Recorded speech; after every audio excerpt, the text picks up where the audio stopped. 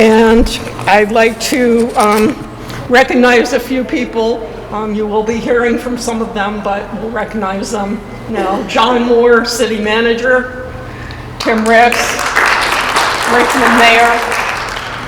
Let's see if there's anybody else that I need to. I think we've got everybody.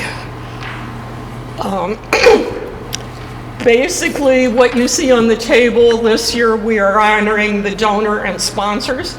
Previous years, we have done members and volunteers. And the donors and sponsors, needless to say, are people who help the society keep going. They may or may not be members. We did invite Trent Peschig, and he is unable to be here this evening, but he is one of the people who has been faithful in terms of sponsorship. He has sponsored the cemetery walk since its inception, and it's how many years, Mary Ellen? Put you on this. Yeah. Forever. It's just forever, right?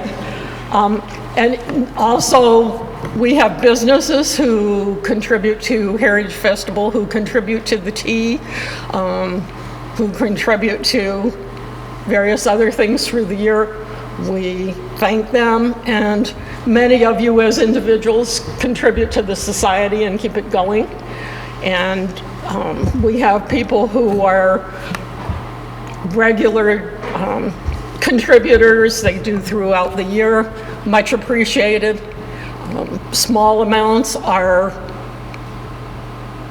a help. Every little bit helps. So it doesn't matter if you think, hey, my contribution won't be that much, but a small contribution times many people adds up, and we appreciate it.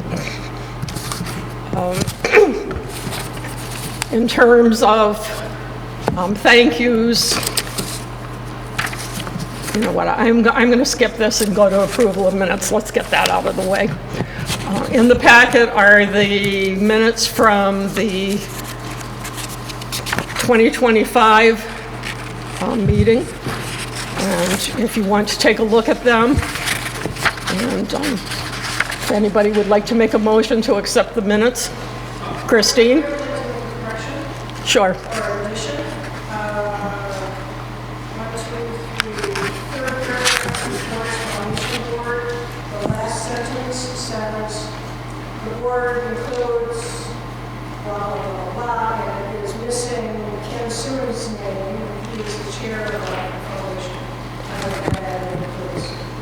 Okay, we will correct those. Chris, can you make a note of that?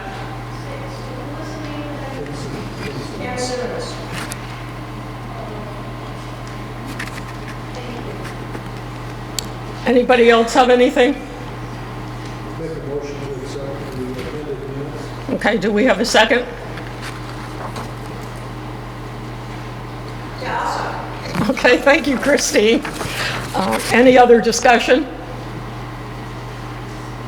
Then the minutes are approved. Thank you. Okay, then we're going to move on to reports and remarks, and I'm going to ask John Moore to come up and make some remarks. Hopefully it's still on. Thank you, Diane, for the invitation to the annual dinner and the chance to make a few comments. On behalf of the Richmond City Council and Administration, I'd like to thank the Richmond Area Historical and Genealogical Society for the work you do in preserving the Richmond community history. Your dedication ensures that the people, stories, and events are not only preserved but celebrated. This year, I had the good fortune of being able to attend the Heritage Festival, the Cemetery Walk, and the presentation on Seth Nettermeyer. Not only were they very enjoyable, but they were extremely informative. So again, We deeply appreciate all of the volunteers at RAGS and the RAGS board for your continued partnership with the City of Richmond, and congratulations on another successful year.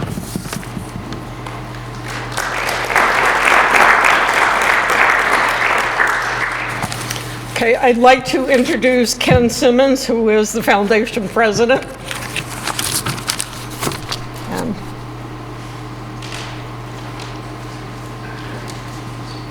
Thank you, Diane. Well, your report's in front of you. You can see we had a very good year. The Donnelly Log Cabin Fund earned almost 10% return, and the RAGS Foundation Fund about 9.5%. I'd like to tell you that we're all financial geniuses on the board, but we're not. A lot of the credit goes to Chris Marshall Howell, because years ago she hooked us up with a money management firm out of Chicago that was formed by University of Michigan economists, former members of the Federal Reserve Board, and a lot of other financial geniuses who came up with a formula that measured the risk of the stock market, and based like 30 different factors or more. And every time the factors change, the formula comes out different. And so they buy and sell according to the risk. There have been times in our history in which we've been 100% in stocks. There have been times in our history we've been 100% in cash. And the advantage of that is that we usually beat the S&P 500 when it's up, and when the stock market's down, our losses are not as deep. And so that's how the fund is managed. The second point I want to make is about the Donnelly Log Cabin Fund.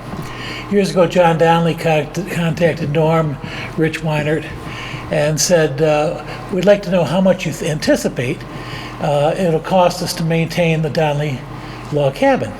And so they came up with some numbers, and John Donnelly figured out that if he got a fund together with $75,000 in it at 5% interest, the interest would pay for all the repairs on the cabin.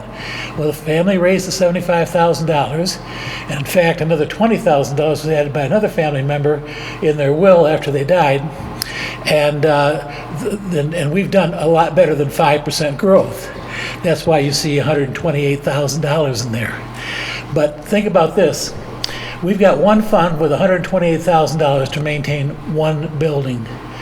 We've got the other fund with almost $102,000 to maintain all the rest of our buildings: the museum, the barn, the library, the schoolhouse, the garage, etc. And it's always nice to add new buildings and add to our exhibit, but they have to be maintained. If you own a home, you know your roof's going to give out in 20 years. Your furnace is going to die. You're going to have problems with your hot water heater. Things have to be maintained. And the foundation basically is established as a maintenance fund. Think of it that way. And so when you're putting money aside, you got to put money aside in your budget to when you want to buy something new, but you also have to put money in your budget to maintain stuff. And so I ask you to consider, I mean, it's very exciting to put up new buildings, but if you're gonna leave money to RAGS, also consider including the foundation, because buildings have to be maintained. And we'd like to have a fund large enough to know that we can maintain it. Thank you.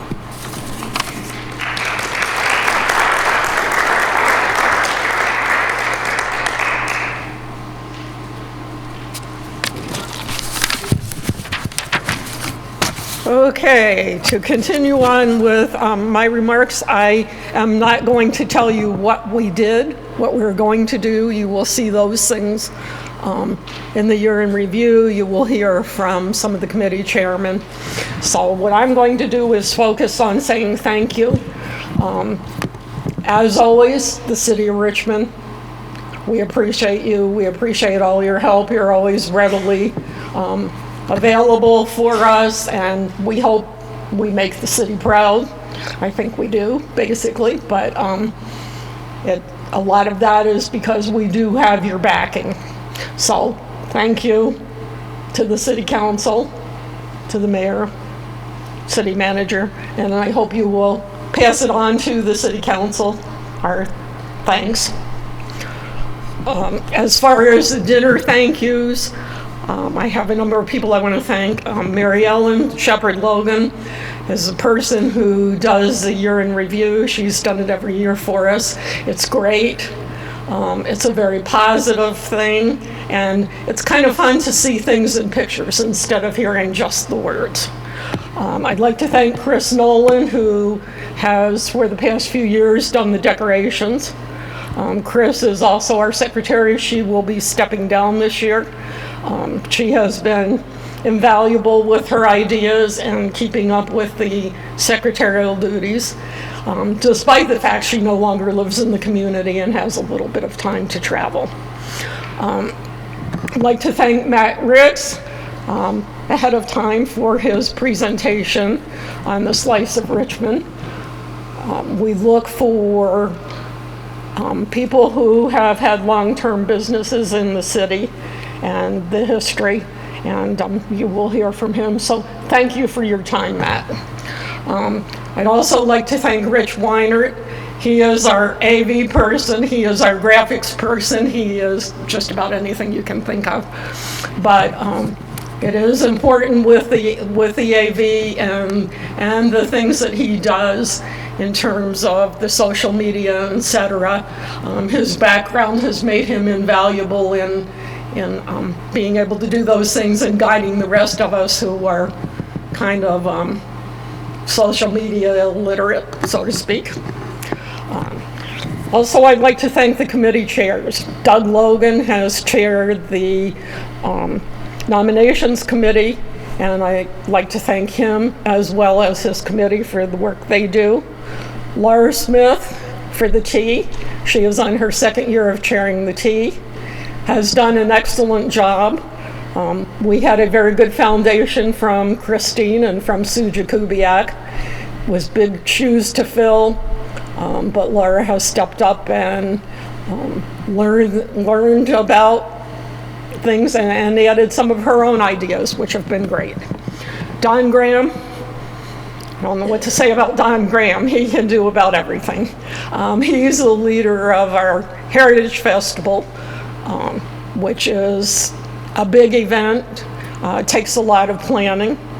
His committee has been involved with the planning, etc., and they work at it almost year-round. In addition, Don has spearheaded a new project for us, which is looking into doing funding, and he and Bob Colhagen have been instrumental in helping us find people in the Macomb County government realm who can help us out and are willing to give us ideas. Also, Don did the Seth Niedermeyer presentation in November, which was very well received. And so we are hoping, and I think he will do it, for a continuation of that program because there's much more information and people were asking a lot of questions. In terms of our garden, Lucy Probst has led that. She is not here tonight. She and her crew, Laura has been instrumental in helping with the gardens, as have been other people. When Marcia moved, that left a big void.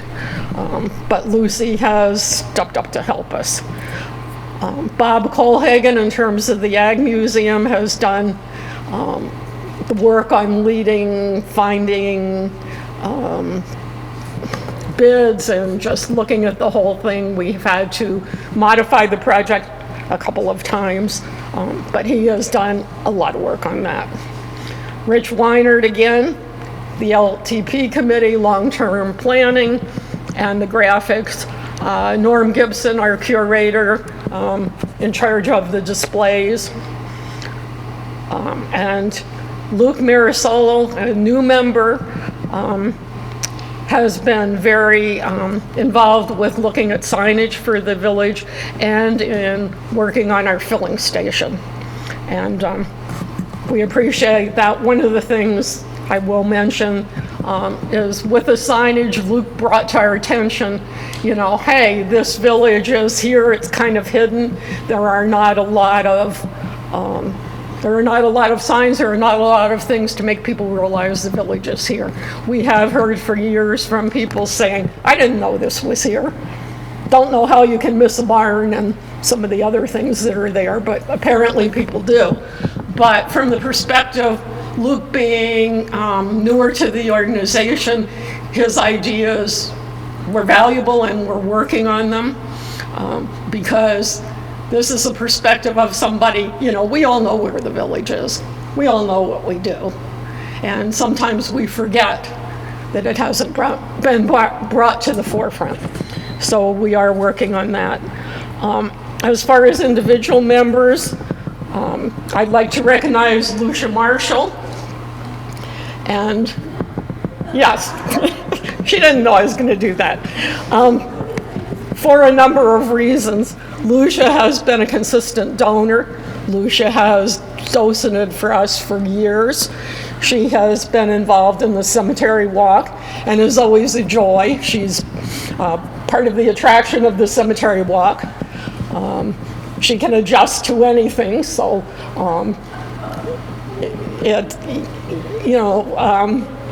like I say, she's been a valuable member, and I won't mention her age, but I'll tell you it's over 90.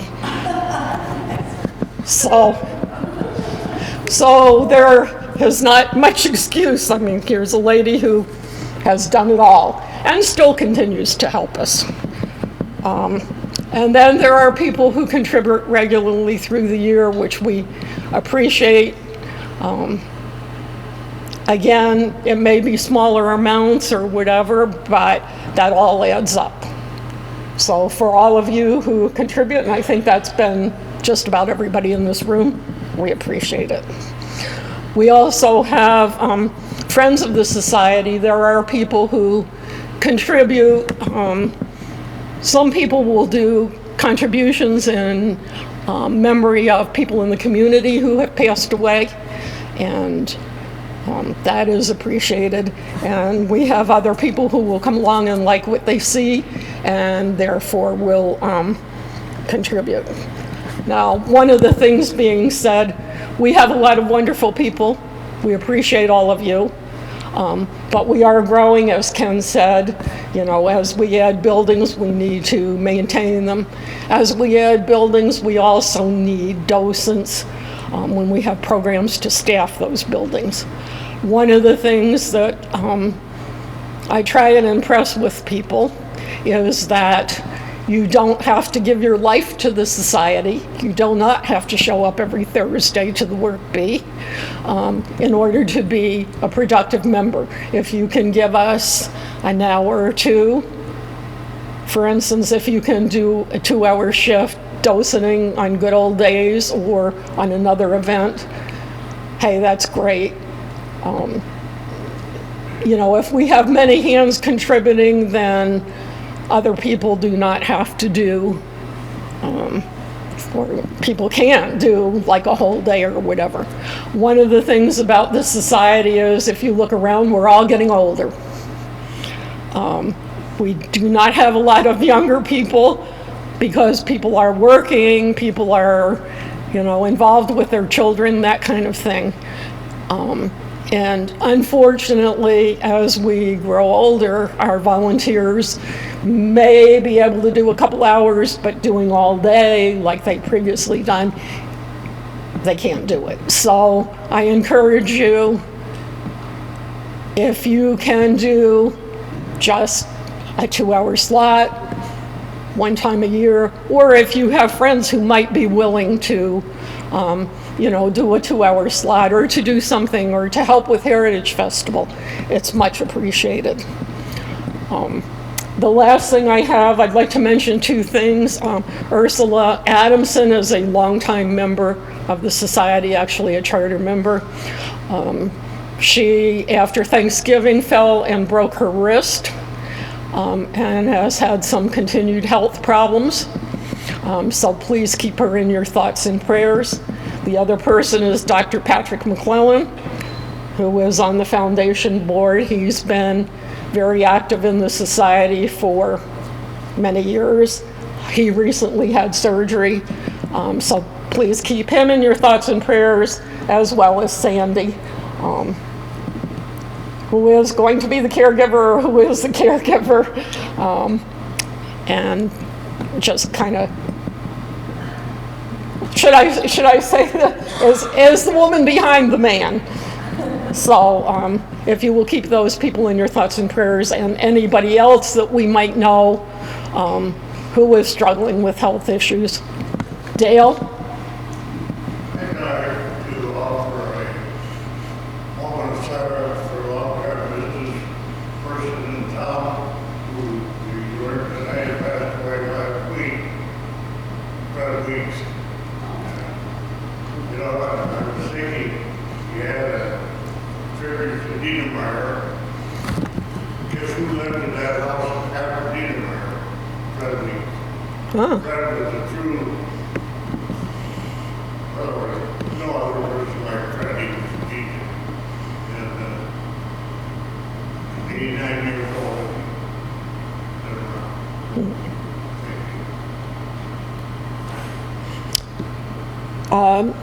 Dale, since you brought that up, is there anybody else that anybody wants to bring up for thoughts and prayers? Okay, if not, then I am going to pass this on to Mike Smith, who is the treasurer.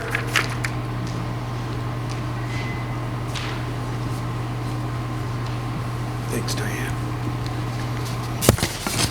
Hello, I'm Mike Smith. I'm the treasurer, and so I'm the local Farm Bureau insurance agent in town. So there's my shameless plug for my business. But I got interested in this because I'm a funeral director at heart. So we used to have funeral homes in Port Huron, and I got out of the funeral business, sold my funeral homes, and have a business here in Richmond.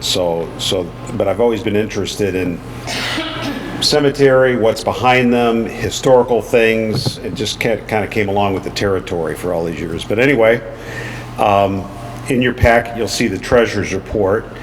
And as Diane said, you know, a lot of this happens and really the finances move along with the donations that you all are so kind to give. And so we appreciate that very much, both to us and to the foundation as well. I had McBride, Manley, and Miller look through everything, and you know, we've been working on it the past month or so, and she says, yeah, everything looks good, and she went through it all, and so if anybody has any questions about it, we did pretty well this year, but again, it's the donations that really make things move along. Our events they raise some money, but certainly the donations help, so thank you so much for that. And you'll see the next page is the after the operating statement is the financial position, which basically lists all of our buildings, our bank accounts, and whatnot. Are there any questions? I guess I'll entertain a motion to accept the treasurer's report.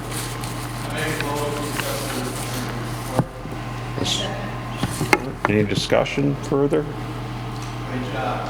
Thank you. Thank you. All right. Yeah, we just got onto QuickBooks last year, so I'm working through that whole thing, and we're getting there. It's good. The information is only as good as what you put into it, so we're gaining on it. There you go. Thanks, Bill. Great.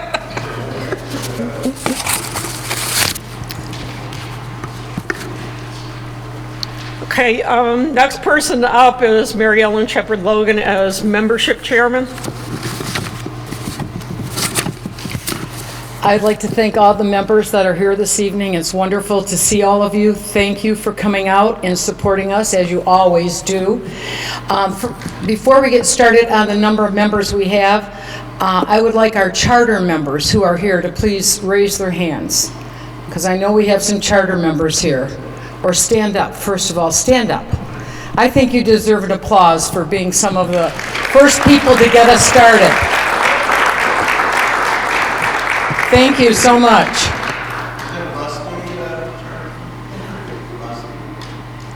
All right, Rusty, come on. Rusty Stover was also one of our charter members. Thank you, Rusty.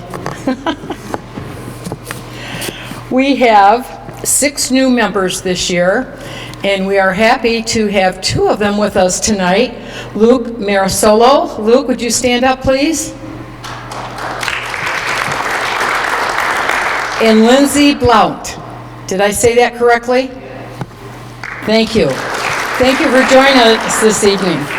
We have a total of 182 members in our society now, 126 life members, and 59 members that live out of the area, which is about 1/3 of our membership. So I think we're still growing. I think that's a very good sign. And thank you all again for being members, for being donors, for contributing your time and your money, your expertise, and your help. Thank you.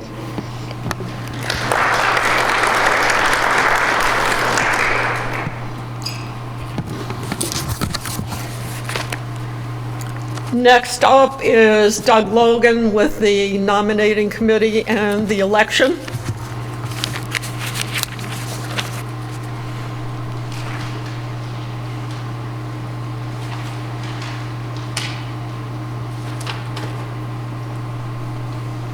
Thank you. Hi, I'm Doug, on the nominating committee along with Doug Porritt and Miss Mary Gislander. And we have the following persons nominated for the positions in society. President, Diane Gibson. Vice President, Don Graham. Secretary, Norm Gibson. Treasurer, Mike Smith. And Director, Luke Mirasola. Do we have any nominations from the floor? All right, with that, it's approved by acclamation. Thank you. And now for the foundation board.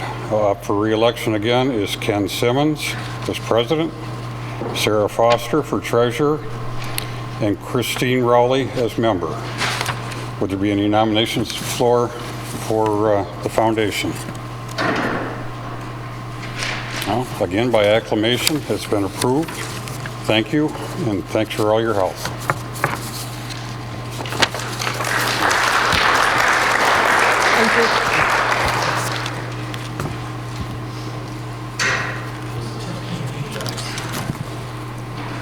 Okay, next up is Rich Weiner on the long-term preservation.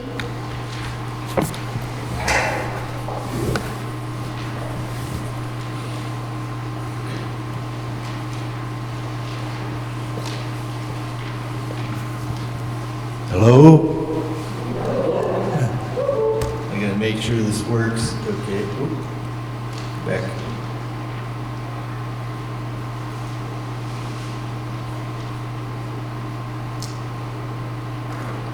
Stand by.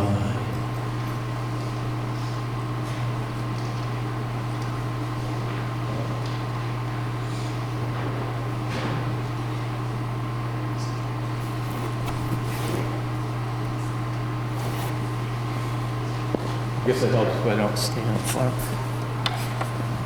Oop. No. No, I don't want to do that. Okay. Just eat some dessert for a second here while.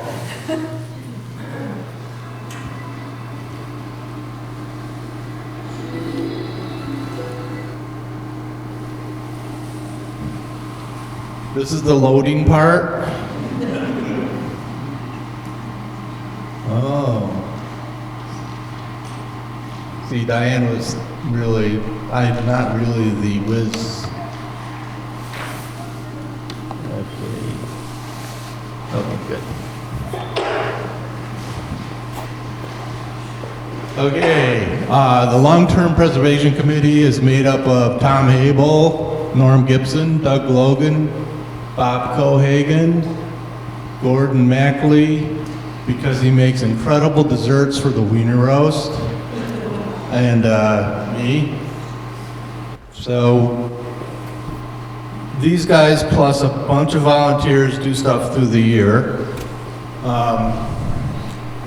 Back in March, the city donated the shed that is behind this house that was torn down. behind Chaps. So some of our volunteers, this is Luke. See, Luke earned his position as being a director because he dug all the way around this building. That's Norm putting some framing in there. So we're getting them ready to move. Bob Cohagen donated some timbers, and we put them in there so the city could come with their big machine and stick it in there, and then they're driving it down Monroe Street on the right there towards over to the village. Joe Zinni and Norm and I built a floor platform. That was Norm. Norm was sort of he was kind of supervising us there. I think he said, make it a little straighter. So once that was built, the city brought the building over, set it on a new platform, and we had a bunch of volunteers there to make sure it lined up. So we thank the city for the donation. It turned out to be a very helpful building for storage. We patched it up. It's rusty, avoiding work right there a little bit. And Luke again, Joe Zimney. The plan on that milk house is to re-side it eventually, but right now we're just using it for storage. And then during the Heritage Festival, the ladies Lindsay and Laura use it as the market. So this was a little volunteer day. It was decided to move some stuff, and it wasn't light. So we had a bunch of guys lifting the stuff up, moving around. This thing, Norm and his crew reconditioned this sled. It was made by Parker Plow in Richmond back in the day.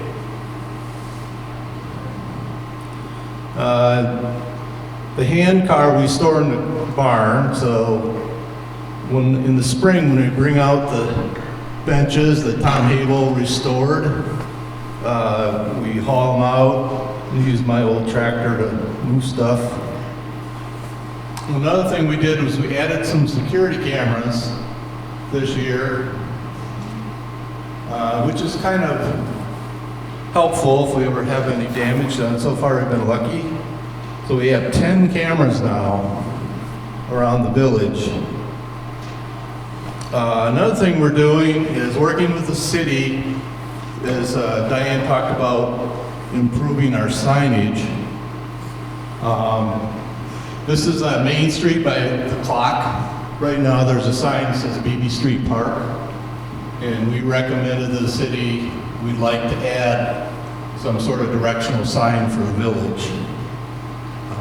So we're working with administration to make that happen. And then we'd like to add a sign that's in the style of the city's corporate identity at Stone and Park Street. So it would be, on the corner here, something like that, so people would be able to recognize, the village is sort of on both sides of the street. And also, we'd like to add some sort of sign that this is an existing Bailey Park sign. So this bottom part, we'd like to add a historic village sign to that for people that drive on BB Street. Then, the fueling station, we created this logo, kind of a brand for the filling station, Richmond Gas and Oil. And we're working on, getting a sign. I kind of jumped ahead. Luke Marisola, once again, volunteer of the year, new director. He got this sign in like Adrian or someplace and hauled it with his car back to the village. So we'd like to restore that and put a sign on it that we can put, out by the filling station. So this would be the new logo up there in the top, and then the new pole sign on the right. And then if we can get some stuff like Goodyear tire signs, a mail pouch, thermometer, stuff like that, just to dress it up a little bit, but we don't want to clutter it up. Just want to make it, you know, a little more vintage. We got the direction to maybe come up with a more automotive-related mural, and this is just a work in progress. It's not finalized, but something on the side of the building to make it look period vintage. And this is the other side of the building. This is like a pretend garage door, possibly we'd build eventually. And then maybe we could add some more automotive type signs. So actually on Monday, we're meeting with the city council to get an approval on going forward with these concepts. And lastly, this is just some old pictures of filling stations around town from the old days. Got Zolke's Stop, which is where Eberhardt's was. Look, they got like billboards out here. And this Speedway station is where Ball Equipment is now. Dick Pittman Station. Golf Sunoco is where the Village Cafe is. And this is the Sinclair Station where Richmond Flour is, Flour Shop. And this is Eugene Bailey, that Bailey Park is named after. And he's watching the first Good Old Days parade go by. And don't forget the Wiener Roast, March 30th. Gordon's bringing dessert. Who's next? Norm.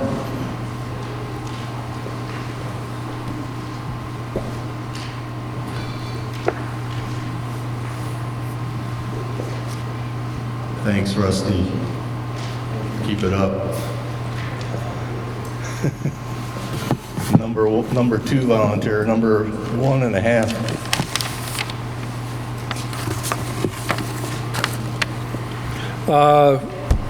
I'm the curator. I've been in charge of putting together exhibits at the village. I'm also the acquisitions chairperson. And in terms of acquisitions, we continue to look for and accept vintage items that might be of interest to our visitors and have a connection to Richmond history. We do have limited space, so we have to accept artifacts carefully. Items donated to the Historical Society become the property of the Historical Society. Donors need to realize that donated items may not go on exhibit immediately. If they don't fit in any of the current exhibits, it may be until we get another exhibit up, change them out. Some people get rather upset when they don't see stuff right away. We accept some items on loan if they are needed in a current exhibit. We will not store loan items if we don't have the room. Members who help make decisions about accepting donated artifacts are Doug Port, Rich Weinert, Bob Colhagen, Luke Marzullo, and Don Graham. In terms of the exhibits, I'd like to recognize 2 people who have been doing a great job. We have 2 great volunteers in setting up exhibits. Bob Colhagen does a great job setting up exhibits in the barn and keeping the barn organized and clean. He has donated a number of pieces of vintage farm equipment that are currently on display. The other volunteer is Luke Marzullo, who has taken on the task of setting up the exhibits in the filling station. Like Bob, he has donated a number of automotive-related items and loads some items to the exhibit during major events. We are looking for automotive-related items that might be found in a filling station, such as signage. And that's all, folks.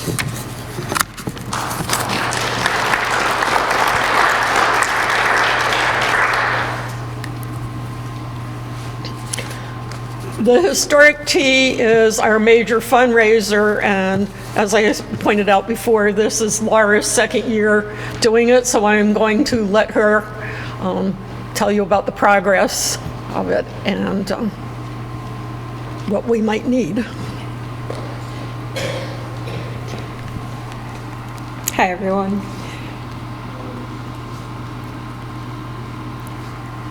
I'm not good at public speaking, so this will be short and sweet. As most of you already know, we are having our annual tea fundraiser in March. It is our biggest fundraiser of the year, so we appreciate all the support we have received so far. This event wouldn't be possible without our sponsors and donors. The tables that are set are always unique and pristine, and we are thankful to all the wonderful hostesses that take the time to set a table each year. Our committee has been putting in the effort each month to make sure everything is going as planned and set for March. I personally want to thank Diane Gibson, Louise Burkowski, Mary Ellen Shepard-Logan, Lindsay Blount, Lori Nye, and Chris Nolan for all the hard work you guys do to make this tea as great as it is and successful as it is. We still have tickets available for purchase, so if you need any or have any questions, come visit me at my table. Thank you.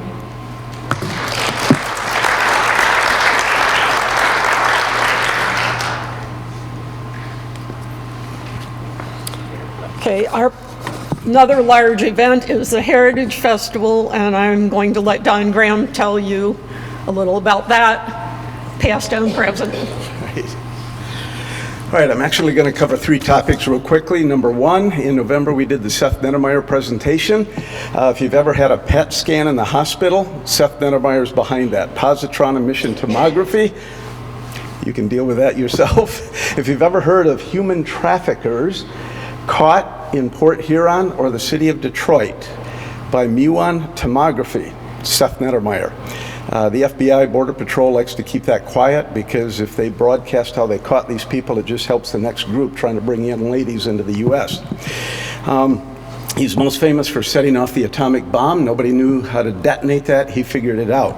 If you were not able to attend and would like to see that presentation, Richmond TV did a great job recording and organizing that presentation. Rich Weinert put a link on the RAGS Facebook page.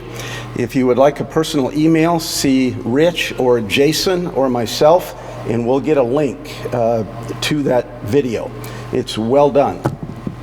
That's item number one. Item number two is the Heritage Festival. And a lot of planning goes into that, as you heard. There are seven people on the committee. Doug Porritt, I don't see him right now, but this festival is largely his idea. He's been with us from the beginning. Laura, quiet energy. I'm impressed that she was willing to come up here. She resists that. Bob Kohlhagen, been with us from the beginning. Mike Smith has joined us recently. Chris Hinch, I don't think she's here tonight. Penny Jelinich. Yeah, okay, and big help. And again, hours and hours and hours go into this, meetings and begging for money and all of that sort of thing, planning and so forth. Now, I'm going to rattle off some statistics and ask that you listen carefully here. 53 of you, the majority of people in this room, hosted this event. You hosted over 700 guests, visitors, this past summer. And again, that takes a lot of work. 39 zip codes minimum. We had a welcome tent, and if people were willing to write down their zip code, we gave them a sticker. 39 zip codes, think about that, attended this festival. Think about what that does for local businesses. Every building was open. This is one of the best family activities of the year. It's absolutely free. Food, music, hands-on activities, a little bit of shopping, antiques, animals, butter making. I mean, it just goes on and on and on. If you would like to help out, as Diane said earlier, even an hour, 2 hours, we would love to talk to you. See one of the 6 people I mentioned or myself, and we'll get you plugged in. Third item, and this is going to introduce Bob. You know that we're talking about the Agricultural Museum. And we have been approached by an organization called the Ralph C. Wilson Foundation. Some of you are aware of them. Ralph Wilson was a very successful businessman, mining, insurance, little metallurgy, and so on and so forth. He eventually ended up owning the Buffalo Bills. When he died, he left $1.2 billion in a foundation. That money has to be given away by 2035. There are 5 focus areas in western New York and southeastern Michigan. Wilson was raised in Detroit, lived in Grosse Pointe Shores.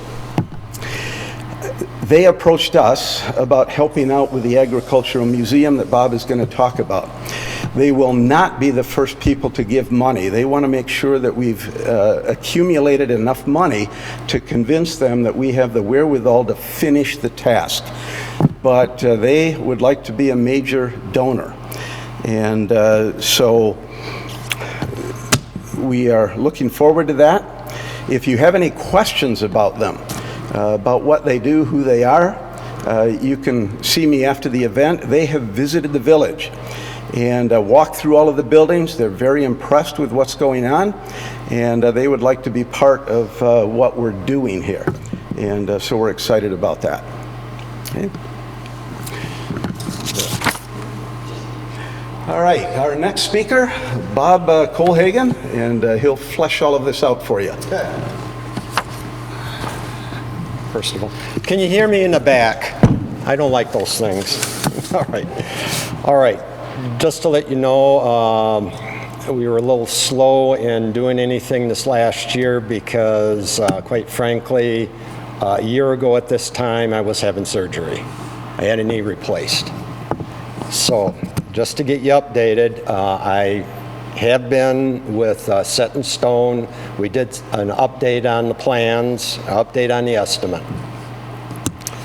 So we got that going. I still have to send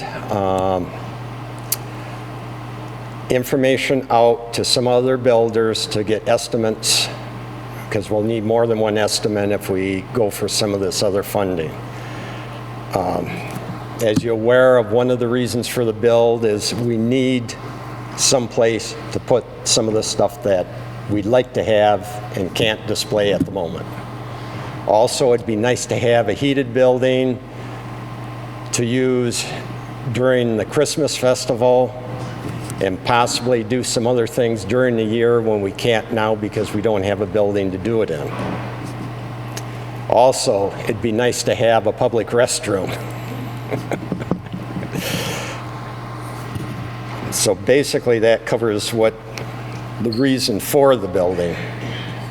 Okay, it would be nice to have that building, hopefully to increase the foot traffic.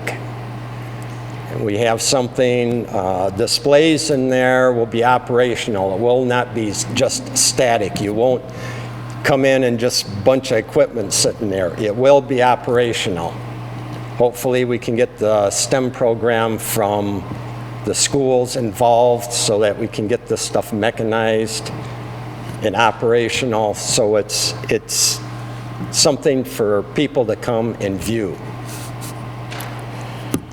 Now, hopefully this year we will start a fundraising program. My idea is to go with 400 donations in 400 days. And to start that off, I have a check for $1,000 right here. But I've already made a commitment. As what's stated before is we have to have funding for what we have. Now, I've made a commitment. The society is holding a fully paid life insurance policy on me for $175,000 to fund the operation of this building in the future. So, anybody has any questions, I set plans out over there. You can contact me at any time. That's all I have to say tonight. Thank you.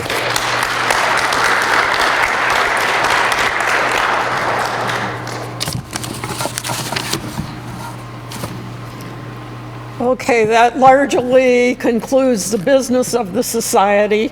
A major part of our meetings that we have done in the past several years is what's called a Slice of Richmond. And we have done that to tell a little bit about Richmond history.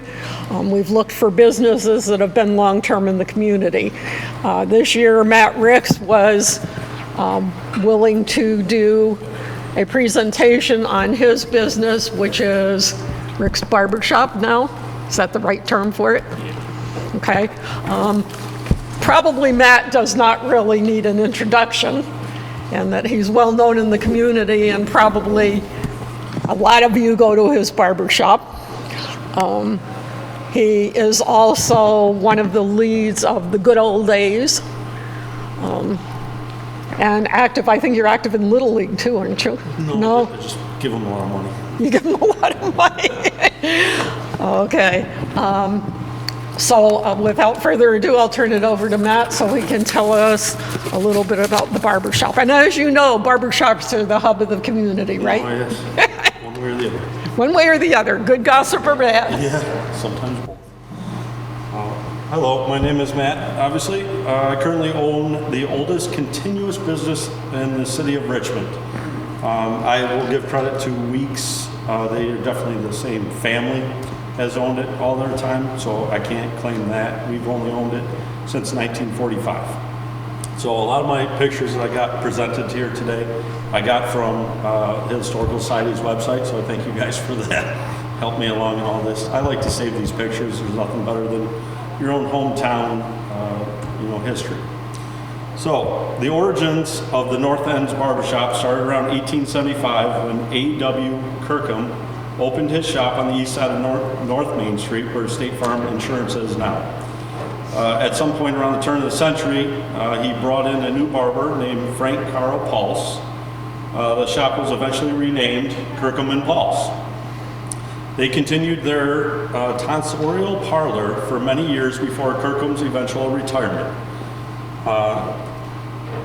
So it was on, you'll see in that picture, the post office, billiards hall, and then the barber shop would have been right next to it. You can see a pole, real tiny right there. So that's best guess, that was for that barber shop. So after that, you had Lutz Brothers Chevy. They were bought up, and there's a tiny sign right here you can see. The First National Bank was across the street. They bought the building, and eventually they tore it down to build the beautiful bank that we still see today. There was an alley to the left there, to the north. Eventually the bank bought that building, tore it down, and built the rest of their bank. I'm sure you guys all know that. After that building was torn down, the new bank building was completed. The former residence of the bank was on the west side of the road, became available. So, and somewhere around, I think it was prior to that. Okay, I got that wrong, but somewhere in the 20s, Frank Paulser, he had decided to sell the shop eventually to Murray Williams. According to this article I found, he only owned it for about a year and a half or so, and then decided to go up north. At that point, he met a strapping young fella named Leroy Ricks, who had just come back from World War II, where he was for a short time. He was able to come back to his hometown, was looking for a career. So at that point, he met Mr. Williams, and he had known Mr. Pulse. They offered him the chance to work at the barbershop after he went to Green's Barber School, which is actually still in business and on their fourth owner, father-son generational thing. He worked there for about, it looks about a year, according to this article. I never heard that, but that's why I like finding all this stuff on you guys' website. It's very informational, even about our own family. So at some point, Mr. Pulse had gotten the shop to try to carry it on and offered it to my grandfather. He took it on in late December of '45, and eventually he had to stay by the shop because part of the barbering license back then was you went to school for 3 months and then you had to apprentice for almost a year. So Mr. Paul stood by the shop, and in the chair, I'm told, is Mr. Dickinson. He was, I believe, the oldest gentleman in town at that point. So this is right around 45, 46. And, you know, we still have that one chair, I think, is in my dad's basement. So we still have some of the artifacts that are in that place. I wish I had the Wild Root sign because it's worth about $1,000 on eBay. So next. This is my grandfather shoveling. I really like these pictures because the old Carl's Electric sign was right there, and that was just recently taken down by Todd. He has it in his barn now and wants to get it all relit, so it's kind of neat. See some nostalgia. It's one of my favorite pictures I've ever seen. At some point, somebody decided to paint City Hall on the barbershop in the middle of the night because, as Diane said, it was the hub of activity. So whether you wanted to talk about politics or not, I'm sure that was the topic of the day with my grandfather. So eventually, we have a beautiful picture here of the north end. So you can see here, the beginning of this building was a service garage. It was the only single level building on that block, and who knows why, but somewhere around, I'm sorry, I'm skipping ahead here. So somewhere around 63, my grandfather approached a young Jerry Gramzo. He was in charge of Carl's Electric at that point with his father, and he decided to try to go into business with Jerry. Jerry told me that after my grandfather approached him on the subject, that his father said, "Why don't you just buy it yourself?" And Jerry said, "You know, your grandfather, we were good friends because of the fire department and everything else. We decided we're going to do this together." So they bought Bailey's Bowling Alley. And I'm not real sure how long it was a bowling alley. I don't know, does anybody know that? There's no pictures of Bailey's Bowling Alley. That surprises me, but at some point they bought it. They decided to gut it all out completely. They took off the front fascia of the building and used this nice wood pattern. And my grandfather's brother-in-law, Bob Zarid, was kind of the man around town to fix things, so he was hired to do the majority of the work. Jerry said that he did not pick up a hammer too often. It was mostly those guys. When they were done, they had this absolutely beautiful front end with the wood look, and their first renter on that side of the building was the Richmond Review. So, one more. So eventually, after many years in service, my grandpa hired a lot of different guys throughout the years. Ray Rabine was always one of my favorites. That guy can remember absolutely everything about everybody. He remembers your dog's name from 50 years ago. I loved working with him for a short time. Eventually, another barber came in, was Russ Stencil.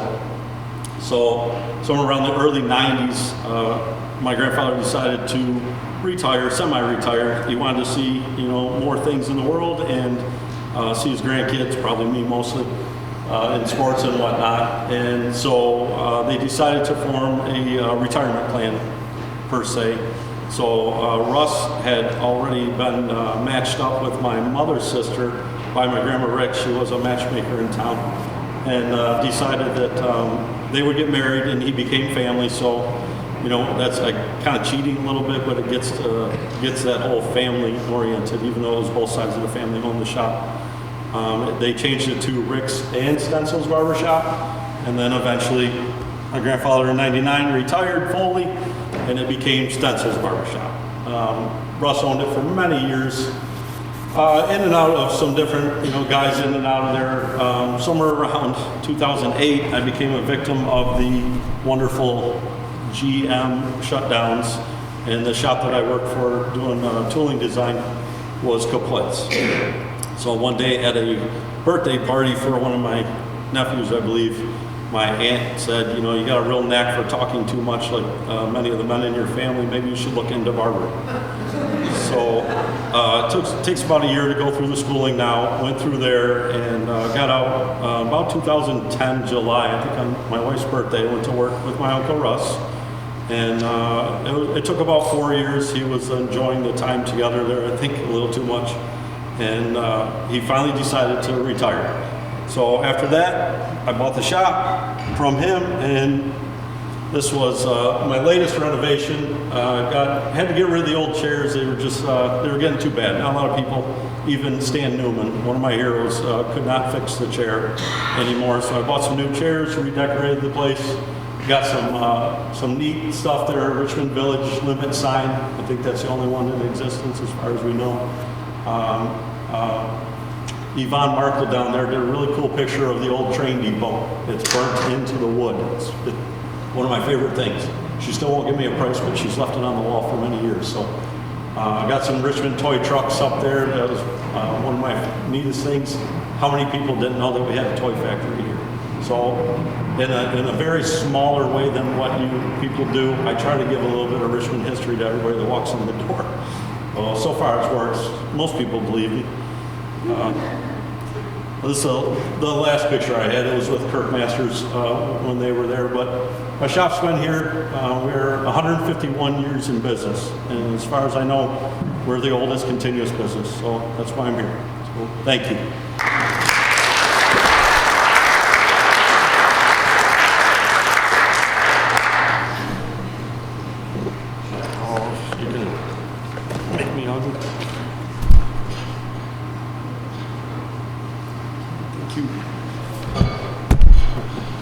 Thank you.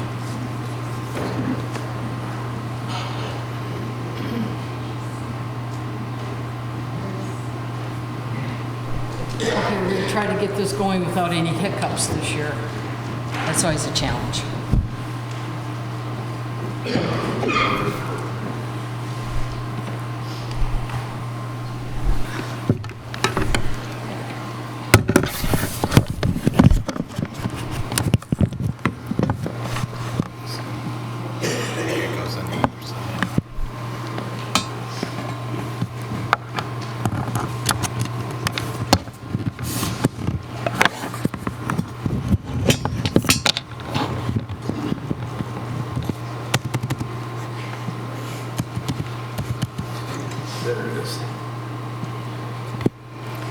All right, Matt, you're a hard act to follow, let me tell you. You are also a very good talker, much like your father, by the way. It's in the DNA, right?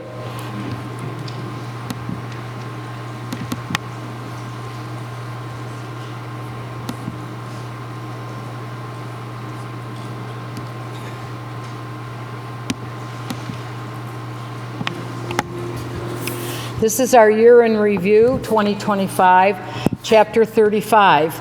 And each year I've been asked to put together a review of what happens during the year. Some of what you see on this presentation is redundant from what has already been presented. So it's just kind of a watered down a little bit for that. Before we get started in the year, we want to take a moment and think of those members that we lost last year, Dean Leverance and Francis Manchek. Can't you see? You can't see? Of course, our organization is built on the foundation of our past presidents, and each year we try to improve and get better. And our past presidents, George Falco, Laurel Firstenaw, Gil Orris, Christine Rowley, and John Beard. Would it help if I moved? Would that help you to see better? If I went into, let's do this. Let's go over in this area. Hold on, guys.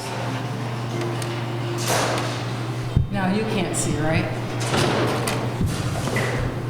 Is that better?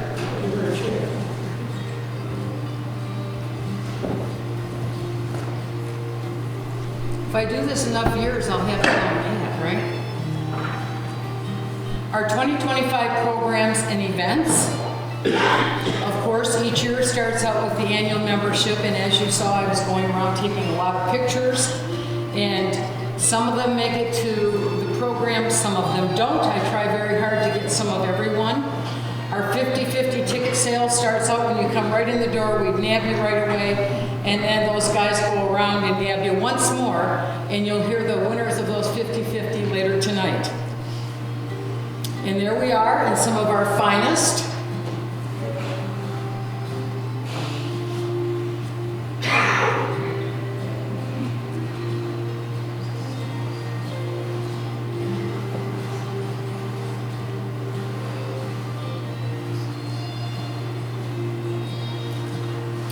And every year, as was this year, our president gives a state of the society. Diane Gibson was kind enough to do that again this year. And Christine Rowley, our foundation board member, gave a state of the foundation last year. Doug Logan gave the board nominations. And the election of officers, president was Diane Gibson, vice president Don Graham, secretary Christine Nolan, treasurer Michael Smith, director Norm Gibson, Rich Weinert, and Bob Kohlhagen. The foundation board was elected Ken Simmons, Sarah Foster, Pat McClellan, Dennis Boland, and Christine Rowley. Rich Weinert, as every year, gives a wonderful presentation on the long-term preservation and the people that work with him on all the projects that happen throughout the village, throughout the year. And as you saw this year, there is so much going on and so much planned for the future. Norm, our curator, goes through all of the little objects people bring in to donate that they think would have special historical significance for us, and those are cataloged and kept in the museum. Last year, I was fortunate enough to do the Slice of Richmond, which we've had for a number of years. I believe that was started under the presidency of Christine Rowley, which was a great idea. And I gave my family's history in Richmond. The work continued this year, and right after our annual meeting, we go into our annual tea. And this year, it is going to be our 12th historical tea this year. Last year we had a wonderful woman come to speak to us about the women of lighthouses in Michigan. She has a couple of books that she has written and are available. And if you've never heard how the women were instrumental in all the different lighthouses in Michigan, you should grab one of those books because it's quite fascinating. The only way, a little tidbit on that, is the only way a woman could become the caretaker of a lighthouse was if her husband died. And so then they left her the job of taking care of the lighthouse. Our tea committee in 2025 was Laura Smith, Diane Gibson, Louise Borkowski, Chris Nolan, and myself. And the tea committee people really had some huge shoes to fill when Christine Rowley and Sue Krause decided to step down and vacation from rags for a little bit. But Laura has done a wonderful job stepping in. She is such a very, very hard worker and a great organizer. We would like to thank our sponsors from last year, St. Clair Chrysler, Jeep and Dodge, Pro Cement, American Energy, Robert Dembowski, Foster Blue Water Oil, North Star Bank, and Jerry and Patty Papuga. Without the sponsors and donors, we really wouldn't be able to have to put on that spectacular event, which it truly is a wonderful, wonderful afternoon for the ladies. And we had two of those. And there we have Laura with our greeter last year, which was Jeff White. And I think he absolutely enjoyed having that corsage put on by her. One of the highlights, of course, of the tea are the hats. And here you see some of the ladies that were the winner of the hat contest. And of course, the many beautiful tables. One of the most unique tables we had last year was again put together by the Foster family, and it was all Legos. They did a Lego demonstration there. We had the Irish table, and we also had some young helpers last year who sold tickets and helped pick up plates and helped people find the tables. There are some of our ladies in costume. And again, ladies with their hats. We had scones, tea sandwiches, and a wonderful dessert. Also, we have a raffle, and the raffle was really wonderful last year. We had great donors and sponsors. It was very well received. Now, of course, we think that this is the highlight of the day, but the men think this is the highlight of the day. When they get together, and who knows what goes on there, because I've been told what happens at the Wiener Roast stays at the Wiener Roast. But I have a quote here from Rich Weinert, and it said, "Roast was held while the ladies attended the Rags Historic Tea fundraiser. 16 or so handsome and charming men gathered to enjoy brats, wieners, highly valued deviled eggs, pasta salad, tasty chili, beans, coleslaw, and delicious desserts, including scrumptious man-made tarts." We thought all the tarts were at the tea. And the work continues. As Rich mentioned, they haul the benches in and they haul the benches out each year. And the sled project, I think you already caught a glimpse of these pictures, that was in full swing. And, you know, I was looking at some of these pictures and I thought to myself, so our men sometimes think that those grounds around the barn and the school is like their living room. And every now and then they just have to move the furniture. So they're moving the shed. And of course, they're planting flowers and maintaining the cabin. We had a school visit this year, and this is really one of the highlights of the year, is when the children come in and they go to the one-room schoolhouse, they experience what it was like to be in school those days, play the games, read the books. And there are the men rearranging the living room again, and I believe this time they were moving around the sled. That's what they were moving. They were moving the sled. And there it is, our Heritage Festival. The biggest, probably most well-attended festival in the area. And we really have to thank that committee for all the hard work they did. And as Don said, they work throughout the year. It doesn't begin a few weeks ahead of time. It's beginning now for next year, and it continues on. And this committee puts in hours and hours of work to make it such a success. It's a wonderful, wonderful opportunity for people to come to Richmond, to experience the history of Richmond, and to see that cute little village that very few communities have. Again, we want to thank our sponsors, Family Farm and Fleet, Farm Bureau, First State Bank, Graham Family Farm, Health Quest, Mathnasium, Meyer Stores, and the Rick's Barbershop. And our donors, Ace Hardware, AutoZone, Armad in Michigan, Dairy Queen in Richmond, O'Reilly's Auto Parts, and Pappas Restaurant. And there we have just a few pictures highlighting the Heritage Festival. A lot of people come in. There are a lot of demonstrations. There are a lot of things to shop and buy, and a lot of tractors. You will see tractors and tractors and tractors throughout the village, and then you'll get to see a few cars every now and then too. But it really is a very, very fun event. If you haven't been there just to stroll through on that day, you've missed a great opportunity. And next we have our Living History Cemetery Walk, where we take a step back in time. And I believe this year was our 10th year. And I was honored this year for all the people that performed and researched and portrayed different community members. I have been after Tim Ricks ever since the beginning of time, I think, for him to speak to us and share his family history at his parents' gravesite. And this year he did that with his granddaughter, Rachel. And I just felt so pleased to have the Ricks family involved in that. Rich Weinert portrayed Cliff Hench, and many of you remember Cliff Hench. And this year, again, Stan Hurt came in to portray his great-grandfather, Andre Simmons.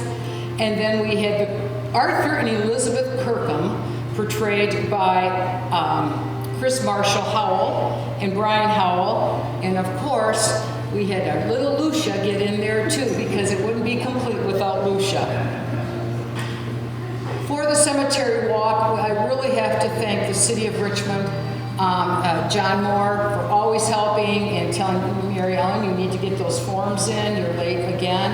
And so he's a great reminder of that. And the Peshek Family Funeral Home, they have sponsored this event since the very first one. And every year I call and I talk to Troy, and he is more than willing to help us out on that. He hasn't hung up on me yet, so I think we might be good for another year there. And there is the whole group getting ready to go to their places. Sandy Lenzer, again, was one of our guides, and Mike Smith talked to the group about cemetery traditions. He has a great knowledge of that, having been in the family business for many years. And there you can see on top is Stan Hurt, who portrayed his great-grandfather Andre Simmons. And the day after this cemetery walk, Stan celebrated his 91st birthday. Last year he portrayed his grandfather. Next day he turned 90. So he was at a restaurant not too long ago and ran into my husband, and he said, keep that woman away from me. I don't know if I have any more relatives I know anything about. So we'll see if he'll be back again. I think it would be nice to have him back. Rich Weiner did a wonderful job portraying Clifford Hench. And then, of course, we had Brian Howell and great-granddaughter Chris Marshall Howell portraying Arthur and Elizabeth Kirkham. And you can see there that Lucia made her cameo appearance with the family for the Kirkham family. It was just a wonderful celebration of that family. And then, of course, Leroy and Barbara Ricks portrayed by Tim and great-granddaughter Rachel Ricks Churchill. And they told the complete story of Leroy and Barbara. It was so endearing to hear about their involvement in the community, things they did that changed the community, that helped the community, and their own love story with that. Our special thanks for that was, of course, Mayor Tim Ricks, Nick Yelenich, Doug Logan, Mary Gislander, Diane Gibson, Norm Gibson, and Sandy Lenzer. And I know I missed a couple people on that. I apologize. I'll do better next year. And then we're to the Seth Nettermeyer presentation. And I think this is probably one of the most informational and historically intriguing stories that we've ever really had at the village. What a remarkable man that grew up in Richmond and graduated from Richmond High School. If you didn't get a chance to see it, I think Don shared with you how you could see that video, and it's well worth the time. And there's Don telling everybody, now pay attention, this is good stuff. And our Grand Marshals this year, well-deserved, Rich and Sue Weiner. Thank you, Rich and Sue Weiner, for being part of the society and being honored in the good old days.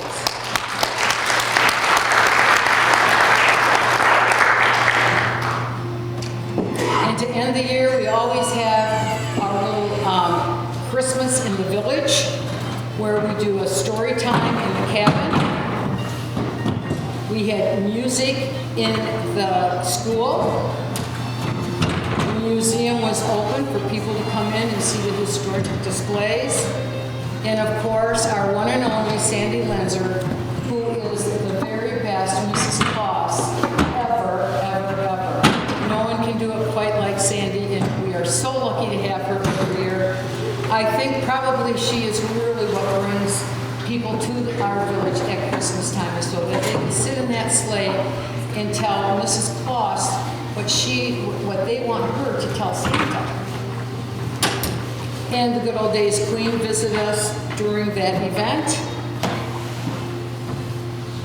And we would like to thank Pro Cement for generously supporting our holiday in the village. He has done that for the last 2 years. And anytime we give something out to the children, whether it's hats and mittens, last year we had some reindeer antlers. He always helps us out with that and supplies those. That concludes our year in review. I thank you all for coming tonight, and I hope you have enjoyed hearing this as much as I enjoyed putting it together.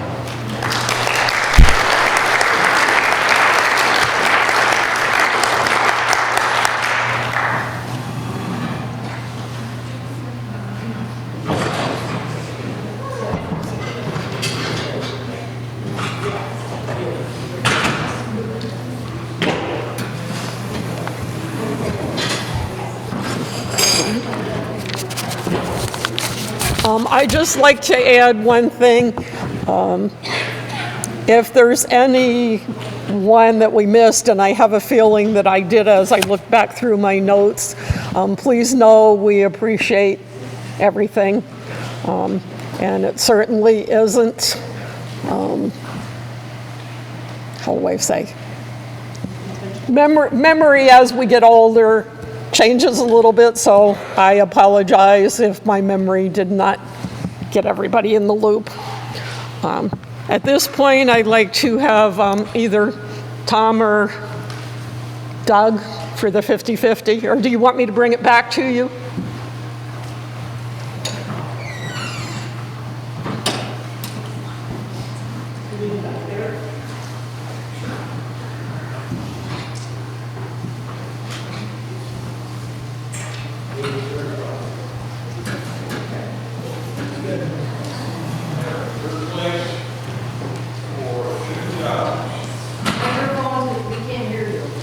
Third place for $50. Yeah, see you in. 278302. 278302. Second place,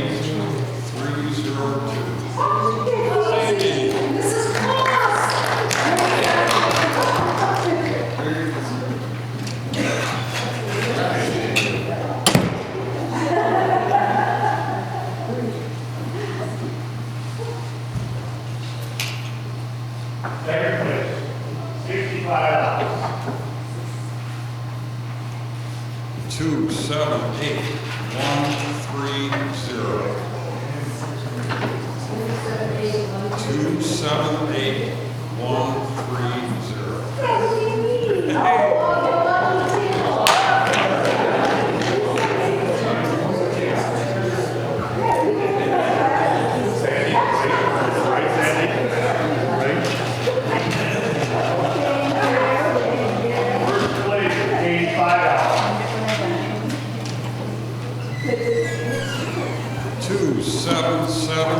27,982.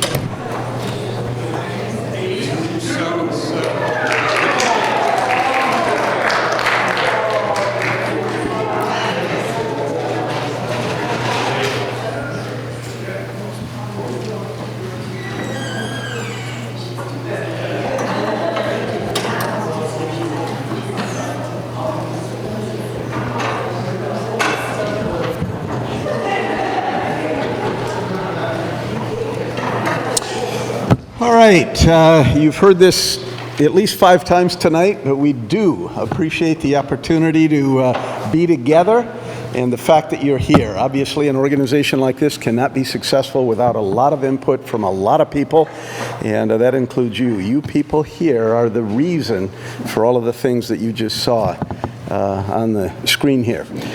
Thank you for coming. We're going to close in a word of prayer, and safe travels on the way home. Father, once more, we thank you for the joy of an evening like this. We thank you for all of the work that's gone into this. We think about all of the progress that's made through this year, slow and steady, but so many things have been accomplished. And we thank you for safety, and just pray now for safety for everybody driving home. And we pray that we might appreciate all that this organization does for this community. We do it again in the name of the Lord Jesus Christ. Amen.